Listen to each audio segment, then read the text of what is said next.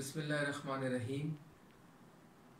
As Quaid-e-Azam Muhammad Ali Jinnah said, Kashmir is the jugular vein of Pakistan, and no nation can allow its jugular vein to be held by the enemy. Quaid-e-Azam Muhammad Ali Jinnah, he said that Kashmir is our lifeline, and we all should support our innocent brothers and sisters for their rights. I think today international communities, human rights organizations, they should support our Kashmiri brothers for justice, for peace, for humanity. International communities, organizations, they should stand up with Kashmir, with the innocent people of Kashmir. Because since 72 years, millions of Kashmiris, they have been martyred. Thousands have been injured.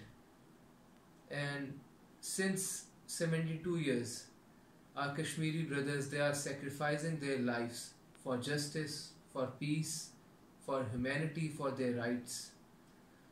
बतौर मुसलमान, एक मुसलमान दूसरे मुसलमान का भाई है, ना तो वो उस पे जुल्म करता है, ना ही वो उसे बेयारो मददगार छोड़ता है. ये हमें हदीस शरीफ का मफहूम है.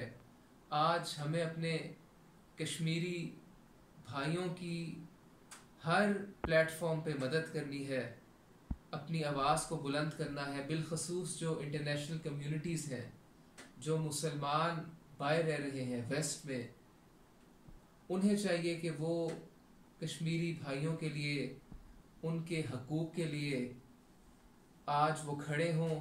जो जुल्म, जो बर्बरियत, जो जबर भारत कर रहा है कश्मीर में, अब तक हज़ारों माओं ने अपने बच्चों को खो दिया है, हज़ारों बहनों ने अपने भाइयों को खो दिया है, हज़ारों की तादाद में कश्मीरी भाई जो हैं वो जेलों में कैद हैं. और सबसे बढ़ के अक़वाम मुत्तहिदा की करारदाद की खिलाफ वर्जी, मैं ये समझता हूँ जो हमें फ़लसफ़ा क़ायद-ए-आज़म मोहम्मद अली जिन्ना रहमतुल्लाह ने दिया था कि कश्मीर पाकिस्तान की शहरग है. आज भी 72 साल गुज़र जाने के बाद भी हर पाकिस्तानी इसी जज्बे के साथ आज भी कश्मीरी भाइयों के साथ है. और जो कुर्बानियाँ हमारे कश्मीरी भाइयों ने दी हैं गुज़िश्ता 72 सालों में, उनके दिल से वो जज्बा नहीं ख़त्म हुआ. उनके दिल से वो कश्मीर की, वो ख़ुद मुख्तारी की, वो पाकिस्तान के साथ और वो पाकिस्तान की मोहब्बत का जज्बा नहीं ख़त्म हुआ.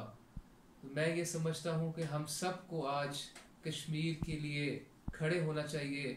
मेरी दुआ है अल्लाह पाक कश्मीर के मज़लूम मुसलमानों की मदद फरमाए.